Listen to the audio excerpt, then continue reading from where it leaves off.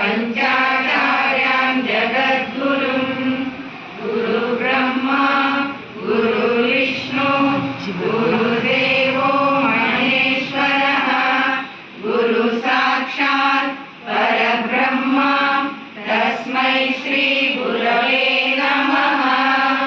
सर्वमंगलमांगल्ये शिवे सर्वार्थसाधके शरण्ये त्र्यंबके देवी नारायणी नमोस्तुते। बसवं भक्तिनिर्मूलं बसवं कालङ्गे कालनुपमशीलं बसवं जङ्गमलोलं बसवा रक्षितु जन्मसङ्गन बसवा।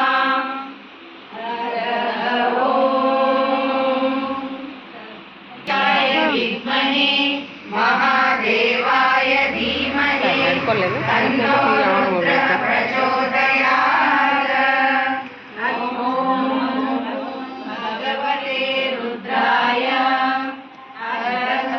रुद्राध्यायेन महाभिषेकः।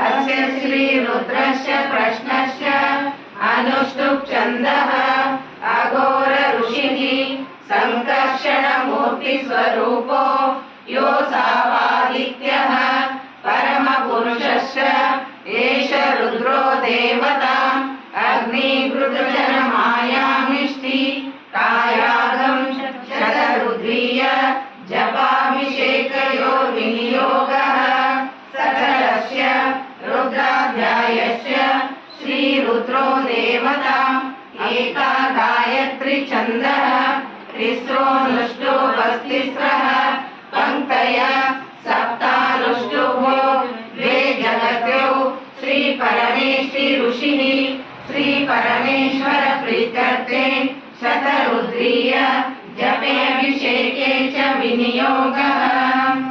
ॐ अग्निहोत्रात्मने अंगुष्ठाभ्यां नमः।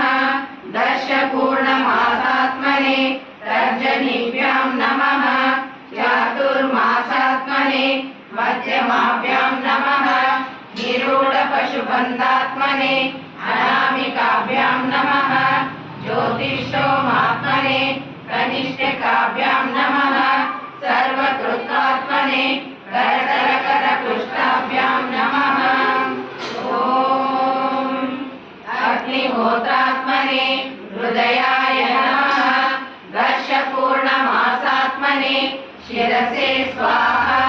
चातुर्मासात्मने शिखाय वौषट्। निरूढपशुबन्धात्मने कवचाय हुं।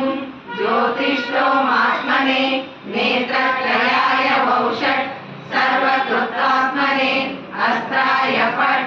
ॐ भूर्भुवस्वरोमिति दिग्बन्धः ज्ञानम् आपाताल नभस्थलान्त भुवन ब्रह्माण्डमाविस्फुर ज्योतिस्फाटिकलिङ्गमौळि विलसत्पूर्णेन्दुवान्तामृतैः अस्तोकाप्लुतमेकवारमनिशं रुद्रानुवाकान् जपन् ध्याये दीप्सितसिद्धये ध्रुवपदं विप्रोऽभिषिञ्चेच्छिवम्।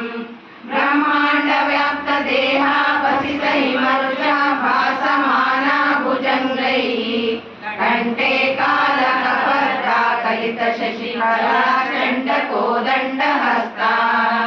रक्षा रुद्राक्ष भूषा सुललितविभवा शाम्भवा मूर्तिभेदाः।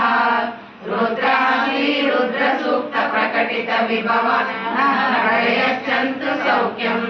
शुद्धस्फटिकसङ्काशं शुद्धविद्याप्रदायकं शुद्धं पूर्णचिदानन्दं सदाशिवं अहं भजे। ॐ नमो भगवते रुद्राय हरः ॐ नमस्ते रुद्रमन्यव उतोत इषवे नमः। नमस्ते अस्तु धन्मने बाहुभ्यामुदते नमः। यात इषु शिवतमा शिवं बभूव ते धनुः।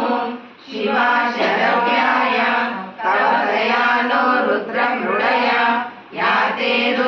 शिवातनु रघोरा पापकाशिनी तया नस्तनुमा शन्तमया गिरिशन्ताभिचाकशिः यामीशुं गिरिशन्तहस्ते बिभर्षस्तवे शिवां गिरित्रतां कुरु माहीतं श्रीपुरुषं जगत् शिवेन वचसा त्वा गिरिशाच्च वदामसि यथा न सर्वमिज्जगद यश्वगं सुमना असत् अद्यवोचरतिवक्ता प्रथमो दैवो विशत् हरिकंश्च सर्वान् जम्बयत्सर्वाश्च यातु धान्यः असौ यस्ताम्रो अरुणमुत बभ्रुः सुमङ्गलः एचे मागं रुद्रा अभितो दिक्षु श्रिता सहस्रशो वैशाखं हेडयीमहे असौ यो वसत्पति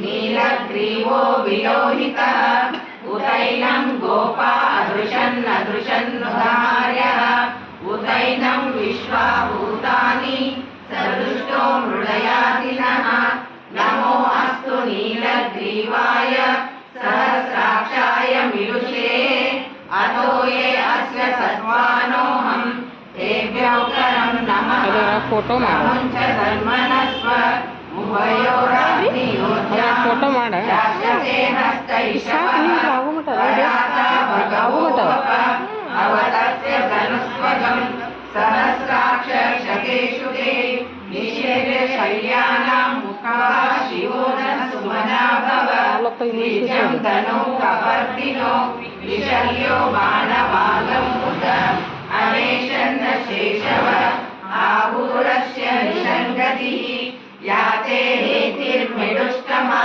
हस्ते बभूव ते धनुः तयास्मान् विश्वतस्ममयक्ष्मया परिभुज नमस्ते अश्वायुधाय नातताय दृष्णवे उभाभ्यां मुदते नमो बाहुभ्यां तव धन्वने परीते धन्वनो एतिरस्मान् ऋणक्तु विश्वतः अतो यविशुद्धिस्तवारे अस्मिन् निवेदितम् ॐ शम्भवे नमः नमस्ते अस्तु भगवन् विश्वेश्वराय महादेवाय त्र्यम्बकाय त्रिपुरान्तकाय त्रिकाग्निकालाय कालाग्निरुद्राय नीलकण्ठाय मृत्युञ्जयाय सर्वेश्वराय सदाशिवाय श्रीमन्महादेवाय नमः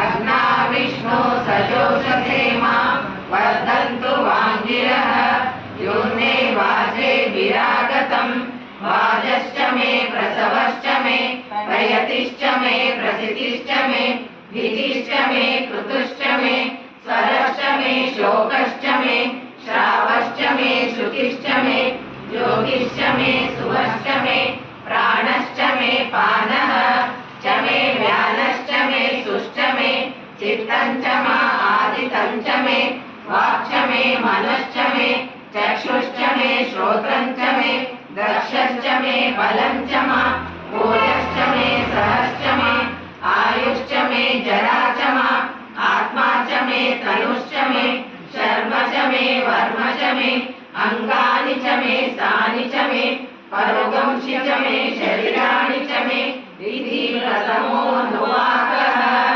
श्रीसाम्बाय नमः हरः ॐ नमो हिरण्यबाहवे सेनान्ये दिशां च पतये नमो नमो वृक्षेभ्यो हरिकेशेभ्यः पशूनां पतये नमो नमो सस्पिञ्जराय ऋषिमते पतीनां पतये नमो नमो बभ्रुषाय दिव्यादिने अन्नानां पतये नमो नमो हरिकेशाय पवित्रिने पुष्टानां पतये नमो नमो भवस्य हेतै जगतां पतये नमो नमो रुद्राय तारिणे क्षेत्राणां पतये नमो नमः सुताय हन्ताय वनानां पतये नमो नमः रोहिताय प्रपतये वृक्षाणां पतये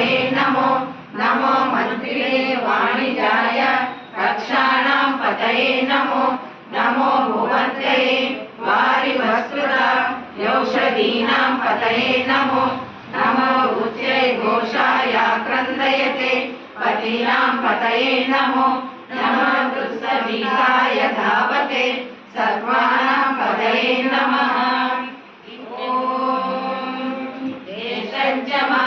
आधिपत्यञ्च मे मनुश्च मे भामश्च मे मश्च मे अम्लश्च मे जेमा च मे महिमा च मे वरिमा च मे वचिमा च मे वश्मा च मे जागृया च मे वृद्धं च मे वृद्धिश्च मे सत्यं च मे श्रद्धा च मे जगच्च मे धनं च मे वशश्च मे दिशिश्च मे क्रीडा च मे मोदश्च मे जातं च मे जनिष्यमाणं च मे सूक्तं च मे सुकृतं च मे वित्तं च मे वेदं च मे भूतं च मे भविष्यश्च मे सुखं च मे सुपदं च मा वृद्धं च मा वृद्धिश्च मे क्लुप्तं च मे क्लुप्तिश्च मे मतिश्च मे सुमतिश्च मे इति द्वितीयोऽनुवाकः। श्रीसाम्बाय नमः। हर ॐ नमः सहमानाय दिव्याधिन अव्याधिनीनां पतये नमो नमः बहुवाय निषङ्गिणे स्मेरानां पतये नमो नमो निषङ्गिणे